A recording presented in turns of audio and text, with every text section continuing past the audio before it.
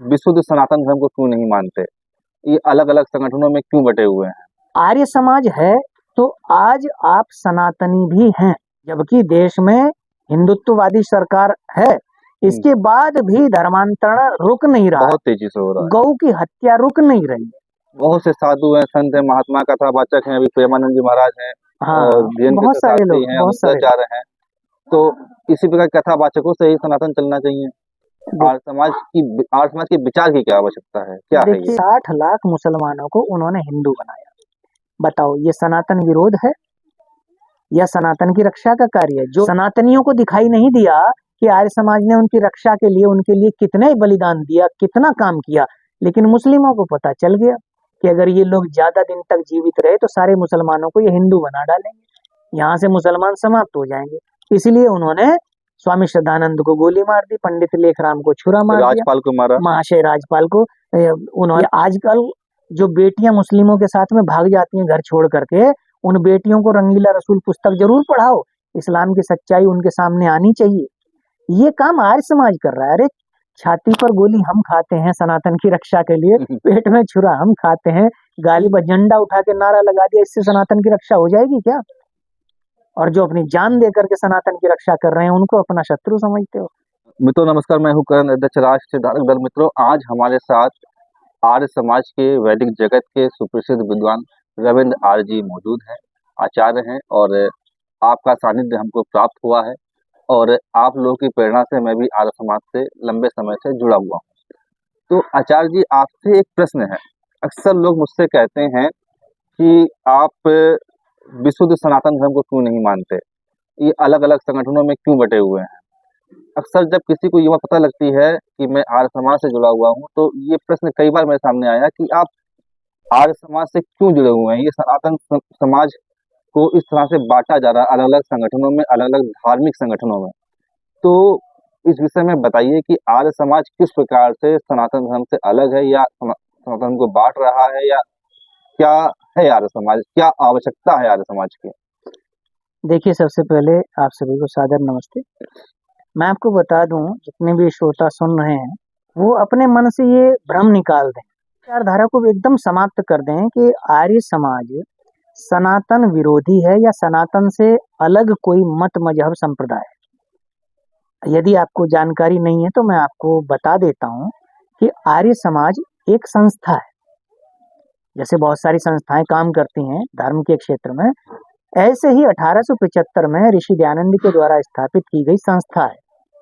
और इस संस्था की स्थापना का उद्देश्य ये था कि ऋषि दयानंद का जो वेद प्रचार का कार्य था, जो धर्म की रक्षा के लिए उन्होंने गौ रक्षा के लिए, राष्ट्र की रक्षा के लिए जो विचारधारा चलाई, उसको आगे बढ़ाना, उस विचारधारा को आगे बढ़ाना, उनके कार्य को आगे बढ़ाते रहना, ये इस संस्था का मुख्य कार्य है।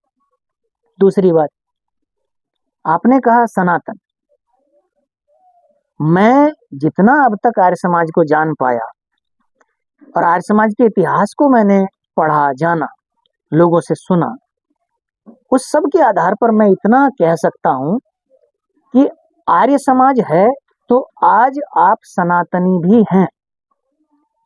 यदि आप इतिहास से आर्य समाज के 150 वर्ष हो गए, इन 150 वर्ष को हटा दें तो मैं दावे के साथ कह सकता हूं कि इस देश में जो अपने को कहते हैं कि मैं सनातनी हूं और आर्य समाज हमारा दुश्मन है, ऐसे लोग उंगलियों पर गिनने के बराबर भी नहीं होते। ईसाई और मुसलमान आज भी इतना षड्यंत्र रच रहे हैं, जबकि देश में हिंदुत्ववादी सरकार है, इसके बाद भी धर्मांतरण रुक नहीं रहा, बहुत तेजी से हो रहा है। गौ की हत्या रुक नहीं रही, हमारे देश की सीमाओं का अतिक्रमण रुक नहीं रहा है। आप सोचिए, जो पिछले 150 साल से जन जन में जागृति ला रहा है, बता रहा है कि राष्ट्र के प्रति तुम्हारा क्या कर्तव्य है, तुम्हारा अपने धर्म के प्रति क्या कर्तव्य है, तुम्हें क्या करना चाहिए, किस प्रकार से करना चाहिए, वेद क्या कहते हैं, दर्शन क्या कहते हैं, उपनिषद क्या कहते हैं। अब ऐसी संस्था पर अगर कोई लांछन लगाए कि भाई आर्य समाज जो है ये सनातन विरोधी है और ये है, तो मैं कहता हूँ ये एक बड़ी हास्यास्पद और शर्मनाक स्थिति हो जाएगी। नहीं, एक सवाल है कि सवाल लोगों का ये होता है कि आर्य समाज की आवश्यकता ही क्या है? बहुत से साधु हैं, संत हैं, महात्मा कथावाचक हैं, अभी प्रेमानंद जी महाराज हैं हाँ, और धीरेन्द्र बहुत प्रसाद सारे शास्त्री लोग, हैं, बहुत सारे अमृताचार्य हैं। तो इसी प्रकार कथावाचकों से ही सनातन चलना चाहिए। लोग। आर्य समाज के विचार की क्या आवश्यकता है, क्या है ये? देखिए ऐसा है कि आर्य समाज जो है ना, इसकी देश को बहुत ज्यादा जरूरत है और तीनों कालों में जरूरत है। ऐसा नहीं कि 150 साल हो गए अब जरूरत नहीं है, आगे भी जरूरत रहेगी। और ऐसा इसलिए कह रहा हूँ क्योंकि आर्य समाज जो है वो धर्म के नाम पर जो अंधविश्वास, आडंबर, पाखंड, ढोंग, इनका उसने सदा से विरोध किया है। जी। और यज्ञ के अंदर, वेद के अंदर जो ज्ञान विज्ञान की बातें हैं उनका प्रचार किया है। तो ज्ञान विज्ञान की बातें, उनकी आवश्यकता कल भी थी, आज भी है और आगे भी रहेंगी। बाकी आर्य समाज के 10 नियमों को पढ़िए। मैं कहता हूं आप अगर ध्यान से आर्य समाज के 10 नियमों को पढ़ेंगे तो आपको अपने आप ये एहसास हो जाएगा कि आर्य समाज से बड़ा सनातन धर्म का रक्षक दूसरा कोई हो नहीं सकता। उनको देख करके आपको पता चलेगा। ऋषि दयानंद ने चारों वेदों का अध्ययन किया, 6 दर्शन का, उपनिषदों का, सबका अध्ययन करने के बाद सत्यार्थ प्रकाश एक पुस्तक लिखी है। आप लोग कहीं मिल जाए तो उसको पढ़िएगा। शुरू में आपको थोड़ा सा अजीब लगेगा, क्रोध भी आएगा, पर उसको फेंकिएगा नहीं, फाड़िएगा नहीं, उसको पढ़ते रहिएगा। और उसको जब आप पूरा पढ़ लेंगे, मैं दावे के साथ ये बात कह रहा हूँ कि आप दोबारा फिर उसे पढ़ने पर मजबूर हो जाएंगे। वो ऐसी पुस्तक है जो आपकी बुद्धि के दरवाजे खोल देगी। एक नहीं, 1000 प्रेमानंद आ जाए, 1000 अनिरुद्धाचार्य आ जाए, 1000 देवकीनंदन ठाकुर आ जाए, 1000 धीरेन्द्र शास्त्री आ जाए, कितने भी आ जाए, एक पुस्तक के सामने ये सब के सब ढेर हो जाएंगे। सत्यार्थ प्रकाश वो पुस्तक है। ज्ञान विज्ञान राष्ट्र की उन्नति में, और मैं कहता हूँ कोई विषय ऐसा नहीं है जो मानव के जीवन को उन्नत करने वाला हो और उस विषय में आर्य समाज ने अपना योगदान ना दिया हो। आप पढ़िए आर्य समाज के इतिहास को। आर्य समाज ने तो इतना कार्य किया है अपने राष्ट्र के लिए। और बताता हूँ, कांग्रेस का इतिहास लिखने वाले पट्टाभी सीतारमैया कहते हैं कि 80% लोग जो आजादी के आंदोलन में अपना उन्होंने योगदान दिया, वो आर्य समाज की और स्वामी दयानंद की विचारधारा से प्रभावित। ये चीज मैंने भी सिलेबस में पढ़ी है जब मैं बीए कर रहा था, कि जो आजादी के आंदोलन में भाग ले रहे थे उसमें से अधिकांश आर्य समाज के ही लोग थे। और आज भी वर्तमान में भी आप ये जितना धार्मिक प्रदूषण देश में देख रहे हैं, जो राजनीतिक प्रदूषण देख रहे हैं, इसका केवल एक यही कारण है कि पिछले 50 वर्षों से लगभग समाज में आर्य समाज की सक्रियता कम हो गई है, भागीदारी कम हो गई। लोग जुड़ते नहीं है, लोग इंटरेस्ट नहीं लेते हैं, क्योंकि लोगों के मन में एक भ्रम फैलाया गया कि आर्य समाज मतलब ये सनातन के विरोधी, ये राम को नहीं मानते, कृष्ण को नहीं मानते। जो लोग ऐसा सोच रहे हैं, ऐसा मानते हैं और बोलते हैं, उनसे हाथ जोड़ के निवेदन है, अपने पास की जो सबसे पड़ोस में आर्य समाज मंदिर हो, वहां जाकर देखो, आपको राम का चित्र भी लगा मिलेगा, आपको कृष्ण का चित्र भी मिलेगा, स्वामी दयानंद का चित्र भी मिलेगा। हमसे बड़ा कोई राम का भक्त नहीं है, हमसे बड़ा कोई कृष्ण का भक्त नहीं है, हमसे बड़ा कोई राष्ट्र भक्त नहीं है। और यदि आपको लगता है कि आपको भी ऐसा ही होना चाहिए और होना चाहते हैं, तो अपनी निकटतम आर्य समाज में जाएं, वहां की सदस्यता लें, आर्य समाज से जुड़ें। क्योंकि जब तक आप आओगे नहीं, जानोगे नहीं, तो कैसे पता चलेगा आर्य समाज सनातन का विरोधी है या सनातन का रक्षक है। जो आपने बताया कि तमाम से आंदोलनकारी जो आजादी लड़ाई में लड़े, उसमें से अधिकांश आर्य समाज से जुड़े हुए थे। मैं कुछ नाम भी लेना चाहूंगा। लाला लाजपत राय, हाँ बिल्कुल, सरदार भगत सिंह, राम प्रसाद बिस्मिल, ठाकुर रोशन सिंह, राजेंद्र लहरी, स्वामी हंसानंद, स्वामी श्रद्धानंद और पंडित लेखराम।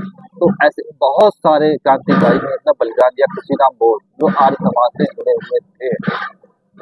और आर्य समाज के बहुत सारे कार्य हैं जो आर्य समाज ने किए हैं और बहुत बड़ा योगदान इस देश में आर्य समाज का रहा है, वर्तमान में भी है।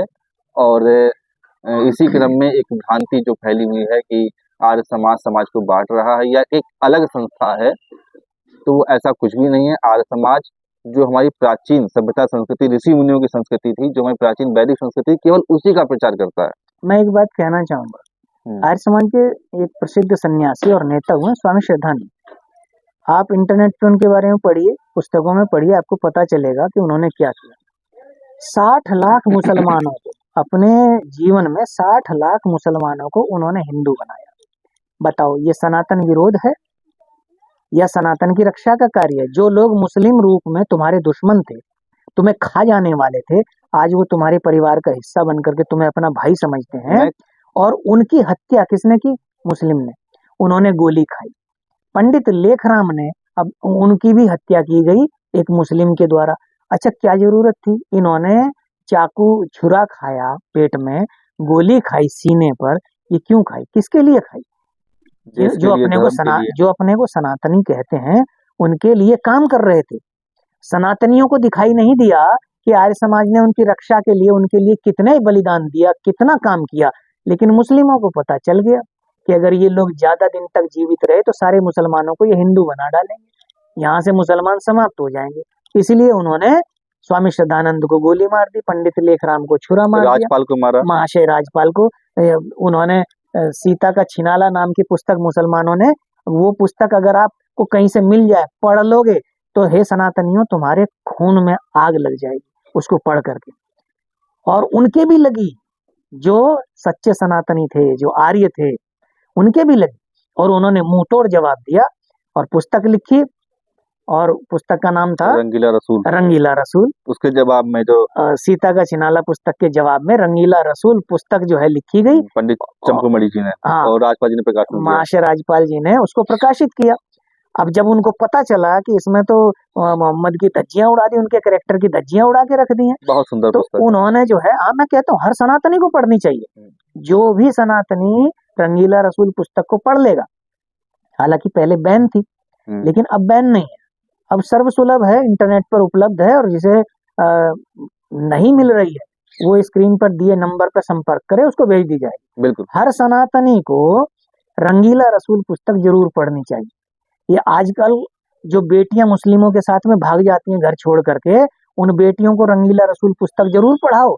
इस्लाम की सच्चाई उनके सामने आनी चाहिए। ये काम आर्य समाज कर रहा है। अरे, छाती पर गोली हम खाते हैं सनातन की रक्षा के लिए, पेट में छुरा हम खाते हैं, गालियां हम खाते हैं, तुम्हारे बदनाम हम होते हैं, और तुम क्या करते हो?